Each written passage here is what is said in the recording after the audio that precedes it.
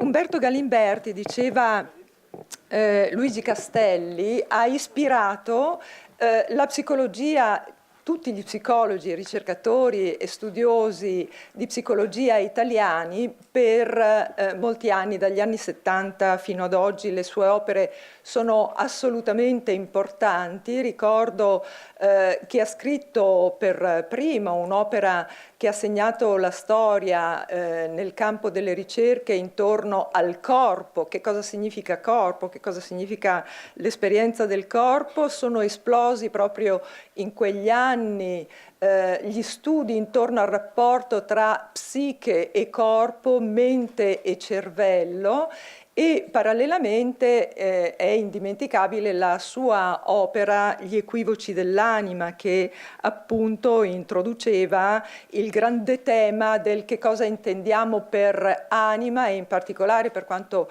riguarda ciò che mi interessa più da vicino, qual è il rapporto tra il concetto di anima e di psiche, e qual è il rapporto tra immortalità e mortalità che questi due concetti chiaramente implicano. Ma la mia relazione vuole essere sul fatto che Umberto Galimberti è stato il mio maestro ed è il mio maestro. Io ho due grandi maestri. Il primo grande maestro di filosofia è Emanuele Severino, e il grande maestro di psicologia per me è Umberto Galimberti, il quale mi ha insegnato il valore dei maestri.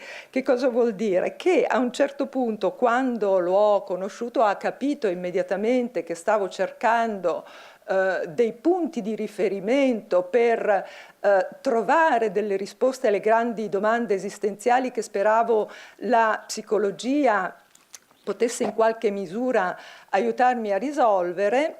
E mi ha detto: io sono allievo di Karl Jaspers, e mi indicò poi con estrema chiarezza l'importanza di Emanuele Severino come punto di riferimento per poter risolvere gli enigmi che hanno a che fare col significato della morte.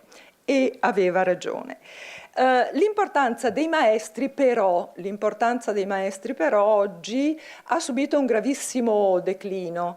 Che cosa significa? Noi abitiamo quel territorio che ha a che fare con un'apparente involuzione dell'idea del passaggio di testimone da qualcuno che sa a qualcuno che deve apprendere, e in particolare abbiamo perso la capacità di immaginare dei passaggi generazionali, perché siamo quasi convinti che le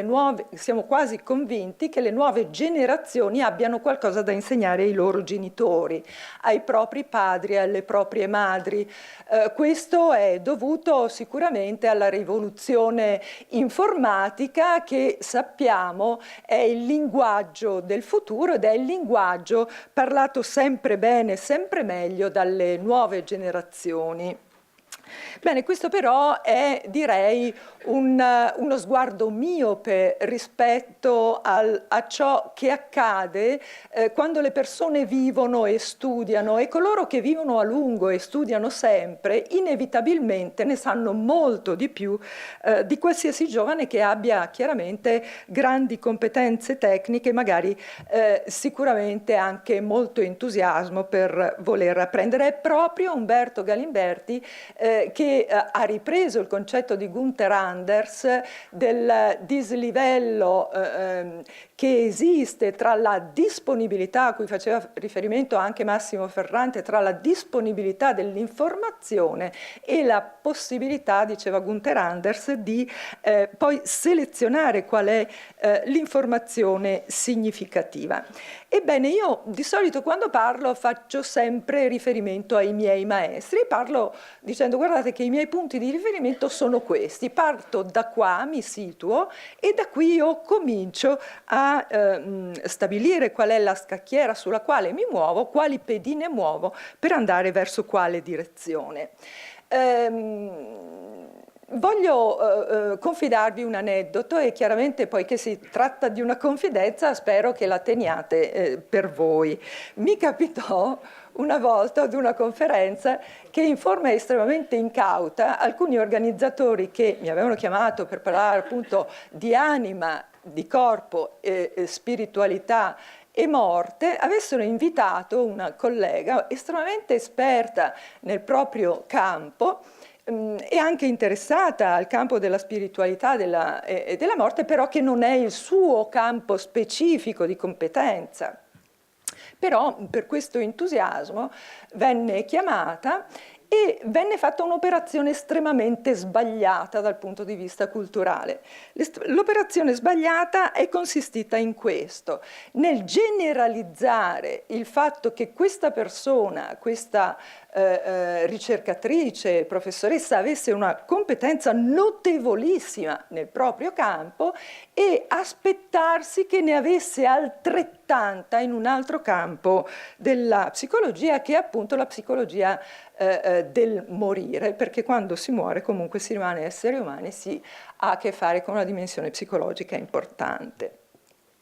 Non voglio specificare in quale campo questa collega fosse e sia tuttora estremamente competente, però la sua relazione fu quella di una persona estremamente appassionata, ma che dava delle chiaramente indicazioni ideologiche fondate su una fede personale che non avevano niente a che fare ovviamente con una competenza psicologica scientificamente rilevante. Quando a un certo punto chiaramente il pubblico si trovò abbastanza in imbarazzo perché coglieva la discrasia tra la volontà di poter convincere gli altri che quanto stava dicendo aveva valore perché lei sì che era competente in campo psicologico, però da un'altra parte, davanti a questa cosa il pubblico rimase piuttosto disorientato. Io ripresi ovviamente il mio percorso indicando la questione dei maestri e da dove partivo per parlare di eternità, per parlare di immortalità, per parlare dell'intuizione che ne abbiamo senza esserne consapevoli. E questa persona, nel momento in cui dovette riprendere in mano la parola, non sapeva esattamente come mettermi in difficoltà, data la inevitabile superiorità di quanto stavo dicendo. La risposta fu: io non ho bisogno di maestri. Perché ha detto questo? Mi sono chiesta. Come può presentare come confutazione di quanto sto dicendo il fatto che non abbia bisogno di maestri? Purtroppo il pubblico fu inclemente e rispose: si vede. Però non fu una battuta stupida, forse fu una cosa intelligente che disse, perlomeno mi fece pensare. Non ho bisogno di maestri appartiene ad una cultura superata della psicologia, cioè la cultura degli anni 70-80, in cui venne pubblicato un libro che ha fatto storia, Se incontri il Buddha per strada, uccidilo, ed era quella ideologia per cui si fa psicoterapia, ideologia per cui si dà libertà a chi soffre, dicendo: liberati dai legami rispetto a qualsiasi ideologia, rispetto a qualsiasi imposizione. Da quel momento in poi abbiamo costruito una società senza padri e senza madri. Già le madri non c'erano, diciamo che abbiamo eliminato anche dalla società i padri. Bene, io oggi sono qua a dire questa cosa che ritengo essenziale. Perché presento sempre Umberto Galimberti come maestro? Il maestro al quale faccio riferimento, e probabilmente l'originalità di ciò che io dico non è altro che un misunderstanding probabilmente di quanto lui dice, e proprio fa parte della storia degli allievi, quello del tradire inconsapevolmente e involontariamente i maestri e dunque essere originali. Lo dico perché la psicologia è una scienza, da quando è scienza ha definito degli ambiti specifici di competenza. questi ambiti specifici sono tra loro spesso incommensurabili, è quasi impossibile generalizzare da un campo ad un altro dei paradigmi e applicarli, e può essere addirittura un errore pericoloso dal punto di vista scientifico. Ergo, nessuno psicologo, scienziato serio, specialista in un campo può generalizzare la propria competenza in tutti gli altri campi, in tutte le altre discipline. Se lo fa, sta sbagliando. Chi sono i maestri? Sono pochi in psicologia. Galimberti lo è, perché conosce la specificità, e questo dizionario lo dimostra, di tutti i campi della psicologia, con una competenza approfondita dei paradigmi di fondazione, non solo del linguaggio. Punto primo. Punto secondo. Umberto Galimberti è anche uno scienziato competente, scienziato in quanto è psicoterapeuta e utilizza il metodo clinico, e dal metodo clinico deriva una serie di conseguenze. Ebbene, adotta per conto suo, il suo punto di vista è la psicologia fenomenologica, e però non legge tutta la psicologia che presenta nel dizionario secondo la prospettiva fenomenologica. Voglio dire, quest'opera stabilisce che ha una competenza di fondo in tutti i campi della psicologia approfondita, seria, competente, epistemologicamente attendibile.